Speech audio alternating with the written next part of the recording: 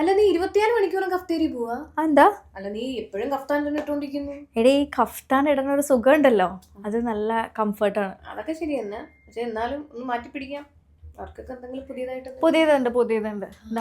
ഇത് കണ്ടോ, രാജസ്ഥാനി കോട്ടണിൽ 2 സൈഡിലും ഇൻവിസിബിൾ സിപ്സ് കൊടുത്ത് ദേ സെൻറ്ററിൽ ഇവിടെ വുഡൻ ഇൻസ്പയർഡ് ബട്ടൺസ് കൊടുത്തിട്ടുണ്ട്. ഇത് ഫുള്ള് നമുക്ക് ഫീഡ് ചെയ്യാനായിട്ട് ഓപ്പൺ ചെയ്യാൻ പറ്റും. പിന്നെ ഇതാ ഇവിടെ കണ്ടോ അലാസ്റ്റിക്സ് കൊടുത്തിട്ടുണ്ട്.